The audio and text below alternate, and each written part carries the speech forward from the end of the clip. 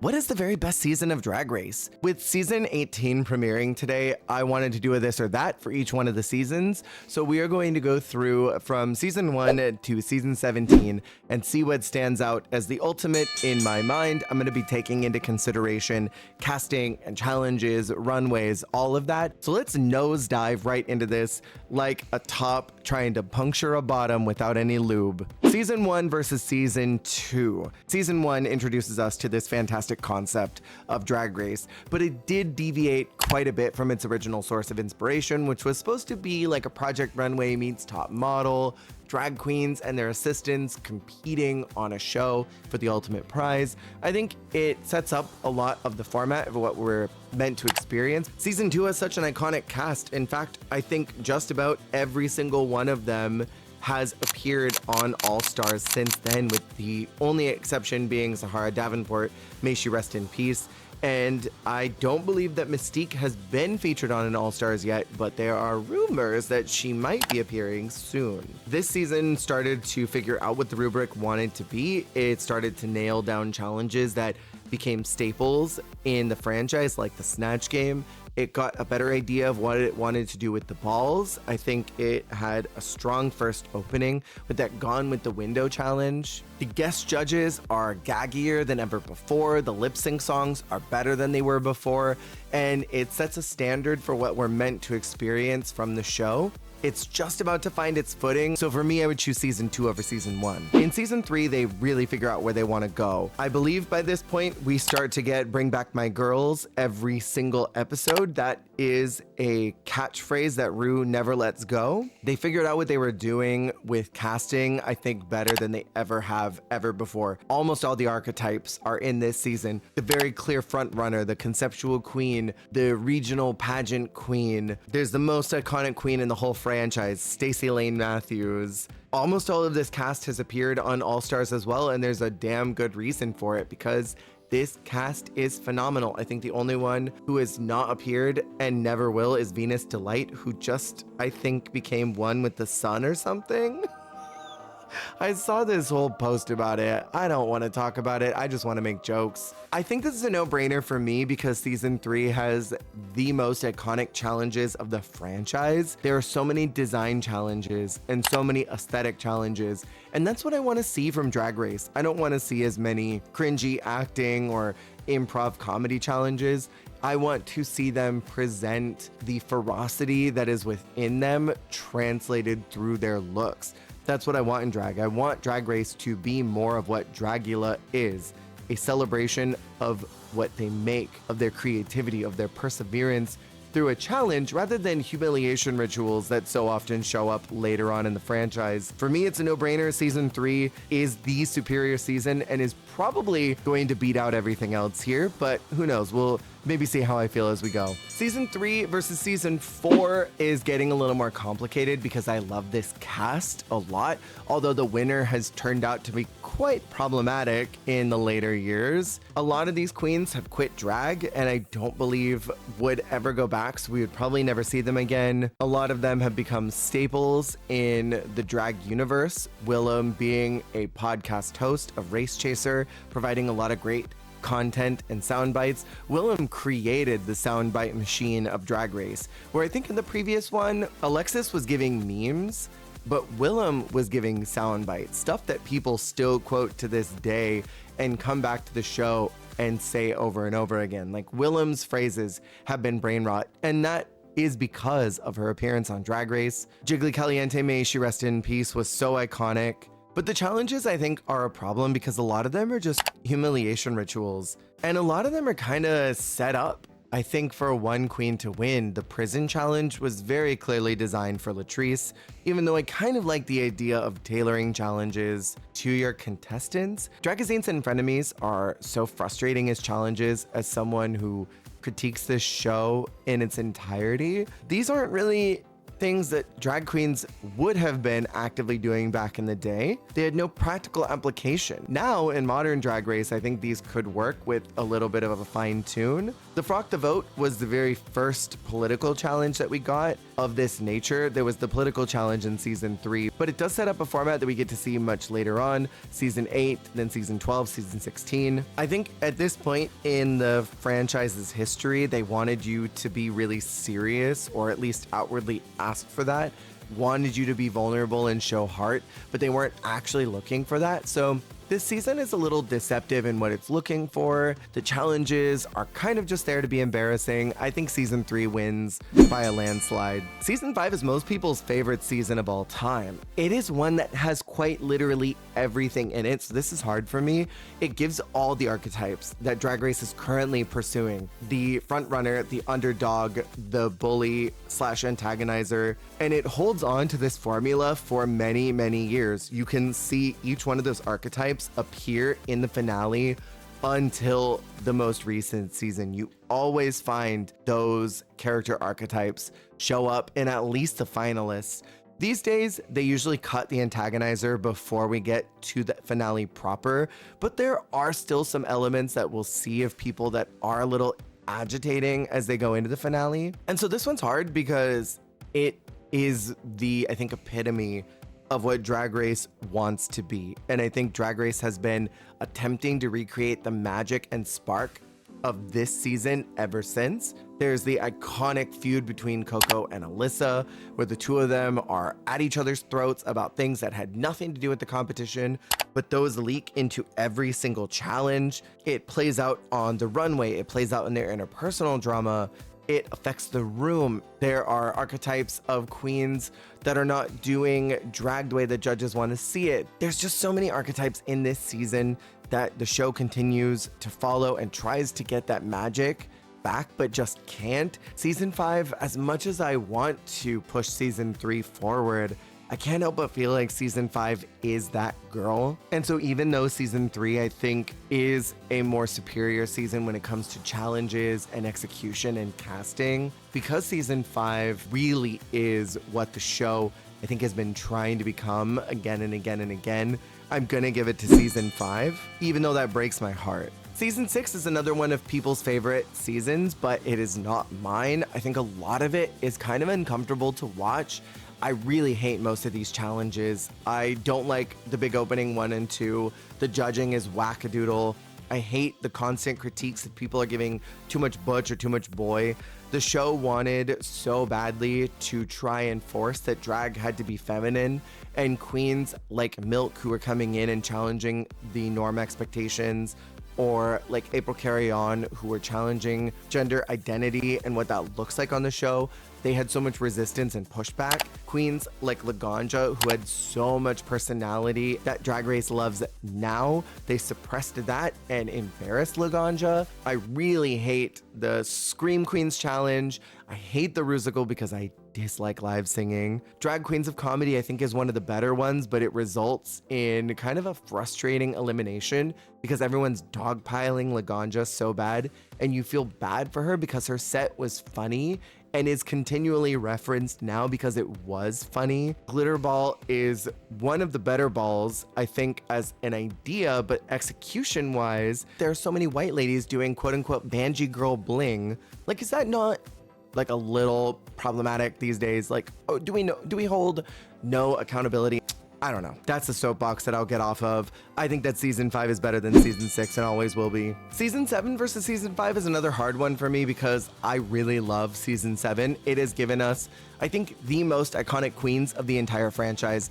No matter how anybody feels about the challenges, even if I think they were completely embarrassing, you got Violet Chachki, one of the strongest visual winners that has ever come out of the show, and set up a completely different idea of what you need to bring to Drag Race. Because up until now, it was a lot of pageant clothes, it was a lot of nice dresses from the mall, but Violet came in with custom couture. Violet and Miss Fame came in with these couture dresses that changed the landscape of Drag Race permanently. Ginger Minj, lover or hater, the compulsive lying queen, just won All Stars 10, came back a million times until she got a win. Pearl, Katya, Trixie, Max, these famous queens that have stayed in people's minds and mouths for years. We had some of the most iconic lip syncs in this season. Really don't care, even if it was awful. Lover Girl, when Kasha lifted that slit and was just doopity doopity dooping across the stage. Twist of Fate created the expectation of the slow splits that everyone's been trying to do. Roar was iconic. Even still, I think season 5 is stronger because of the archetypes of queens that are there. Season 5, I think, is still maybe stronger because the casting was more effective with the challenge lineup. And since I did just have an entire soapbox about season 6 and the Banji Girl bling, I do want to take this moment to make a revision and say we should also hold space for the fact that Drag Race forced a bunch of white people and non-Latinas into a telenovela challenge and basically asked them to do accents and then dress up in a Latina glamorosa. That is a problem. Season 5 versus season 8, I think, is a little less difficult for me because I think season 5 is superior, and that has a lot to do with the fact that there were just more episodes. Season 8 was short. It is 10. One of the shortest seasons of mainline Drag Race since season 1. And that's bonkers. I think the winner is iconic. The top 3 is iconic. Chi Chi DeVayne is one of my favorite queens of all time. May she rest in peace. I got to meet her at the very first DragCon, and she was so lovely, and I will always remember that interaction and hold that closely. Thorgy is one of my favorite queens of all time. Like, this cast is spectacular. But there are a lot of bum moments. The I Will Survive lip sync, which was an absolute bust. Applause. There's a lot of moments that are kind of the fool here. I don't like a lot of the rhetoric that Michelle spouts out this season. I think it is the pinnacle of her audacity. I hate that she throws out the word ratchet towards Bob, and it creates a power dynamic that still is being echoed these days. All of these years later, this was released in 2016. People are still calling Black queens ratchet that have no business using that language at all, nor should they. And this, I'm gonna blame Michelle for using that language. It created a situation where people think, okay, well, I can say that too since Michelle said it. And we should not be saying that. We even see Derek throughout the season feel comfortable enough to use that word towards Bob again and again. And I think that gave more permission to white fans to use that language. On top of it, the fact that a lot of the challenges are kind of inconsistently judged. I think Thorgy was snubbed in a lot of places. They mentally tortured her. She becomes one of the very early Jan archetypes, much like Chanel in season 1. I did a whole video on the Jen archetype if you want to check that out. And I think that they prioritize certain storylines because they're trying to get that Coco Lissa thing between Bob and Derek, and then between Bob and Thorgy. They push that so hard that it distracts and overshadows a lot of the overall narrative, and a lot of queens kind of fall to the wayside because of that. I think season 5 is stronger than 8. Season 5 versus season 9 is another no-brainer for me, I'm not gonna lie. I enjoy season 9 quite a bit, but I don't like how it changed the expectation of Drag Race finales because they were so mad at Charlie and Valentina for not lip-syncing right that they changed up the format of the finale and made them lip-sync for the crown. Lip-sync for the crown, I think, is completely unfair.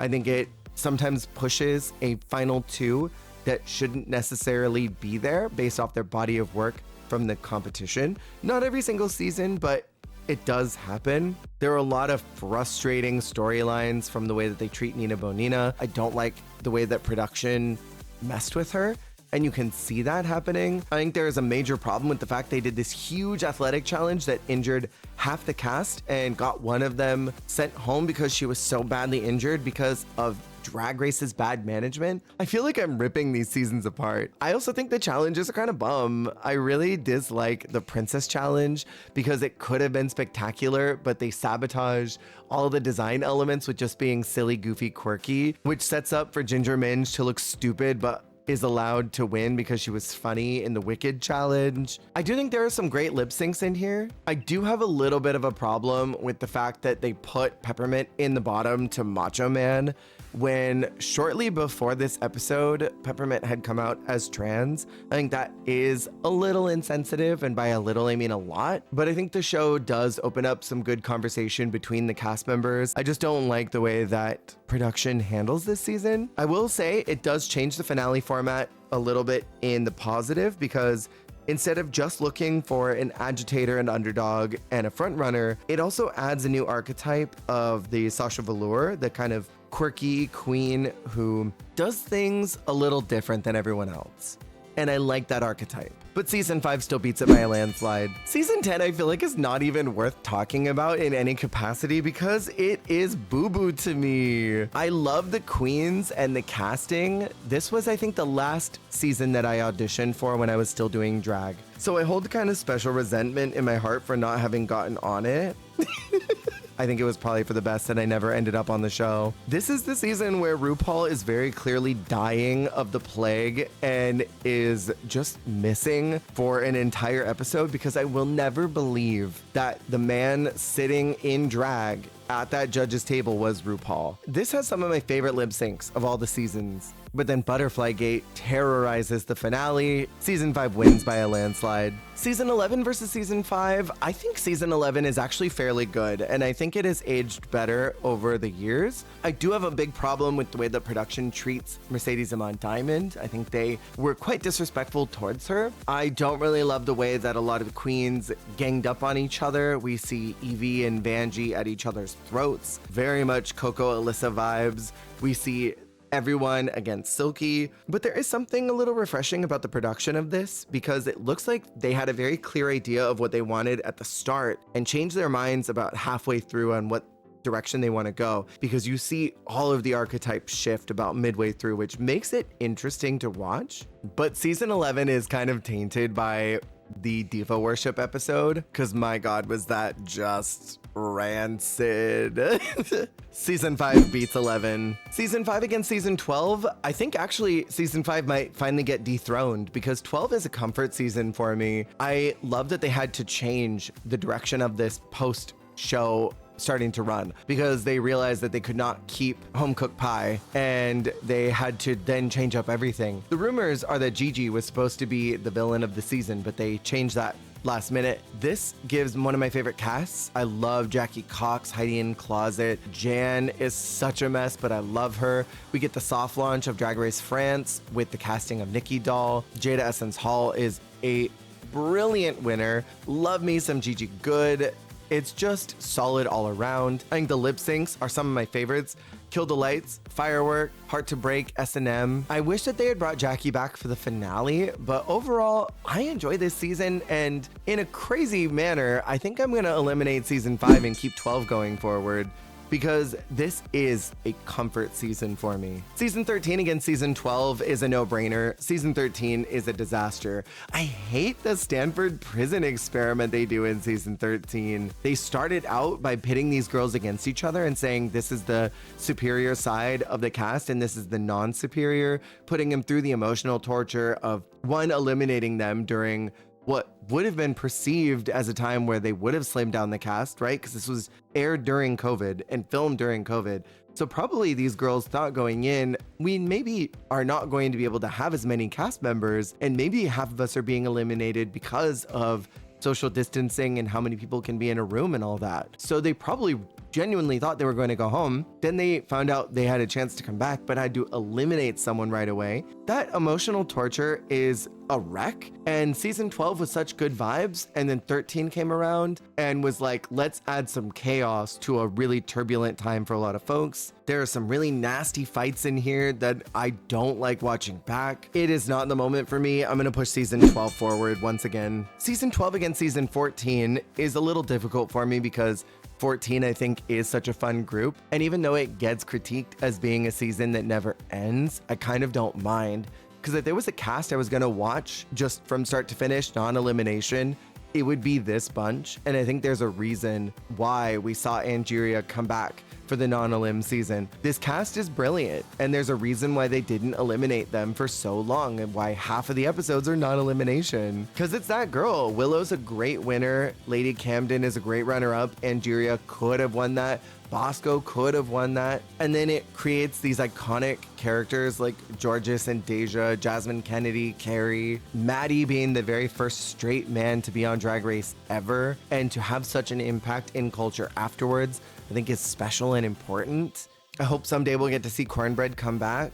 And the challenges are wonderful, even if some of them are a little eye twitchy, like Daytona Win, because I'm not 15 years old and I don't think fart jokes are funny. I think it's got one of the better girl groups. I love the Super Tease challenge. I want them to do that every year. And then the Lip Sync Smackdown being a now staple in the franchise. This was the first season to do that. I think this is really incredible, and I like that it changes up the format of the show in a positive way. I'm gonna push 14 through over 12. Season 15 we very recently covered on my weekly podcast, and I had a lot of problems with it functionally, mechanically, and I'm gonna say ethically. I don't like the way that a lot of these queens are treated. I don't like the mechanics of the show, how it pits brand new queens into the scene with less than 2 years under their belt against hard hitters that literally formed what drag is in their areas, specifically Sasha Colby, who is, I think, what SoCal drag is. Like, there was no shot for half these girls to win. There was absolutely no shot. They were just dominoes that were meant to fall so that Sasha could win. There are a lot of challenges that are judged bizarrely. There are queens that get left in the dust. Marsha's treated terribly. Irene should not have gone first and probably was the only one viable enough to win against Sasha had the room not been dry as hell that first week. I think the Lip Sync Lollapalooza has some of the most boring songs. I'm gonna push season 14 through. Season 14 against 16, I think because this just came on very recently, it is still kind of fresh in my brain. I think a lot of the challenges were kind of dull. Yeah? Or am I completely imagining this? We've got the Raider Queen, which I don't know if I want to talk about that too much. Mother of All Balls was a boring concept for a ball. It just didn't really do it for me. RDR Live, I think, worked decently well in All Stars 8, but did not work for a non-All Stars cast because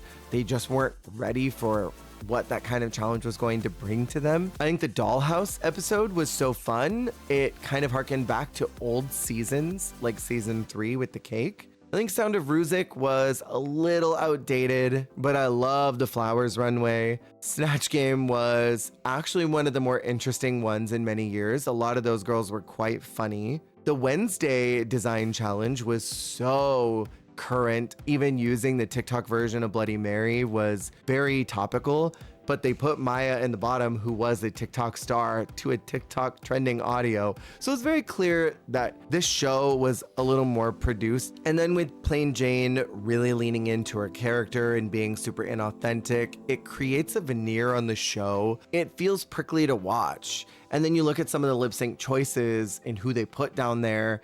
Body with Morphine against Dawn, when Dawn was completely restrained in that dress. It's just very clear that production was doing more than they needed to. I think they were doing a little too much. So for me, 14 wins over 16. And then finally, season 14 versus season 17. This just happened, and I covered every single episode as they happened on this channel. So it's all very fresh in my brain as well. I love the cast, and I think there's a reason why Lydia was brought back for All Stars 10, because she is a great performer. She's got a lot of raw talent, and I think we saw a lot of that talent being fostered then. I don't like the storyline between Lexi and Susie. I've aired this out very recently, but Anya and Jules are some of my favorite top 2s, I think, of all time. I really love both of them and what they bring. Yes, I was rooting for Jules, and I wanted her to win the whole thing.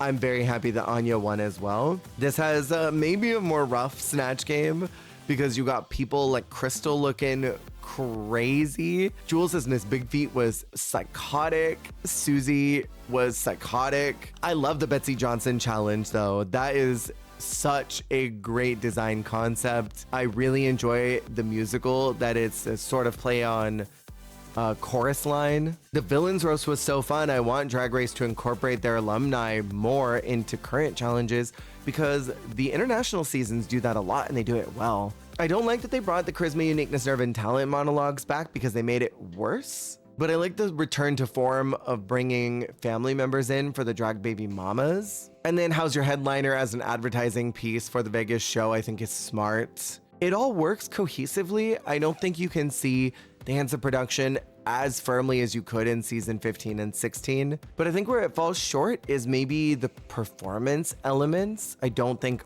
are as highlighted. And I would have liked to have seen a little more of that throughout the season. We don't get girl groups. We don't get a get to know you song.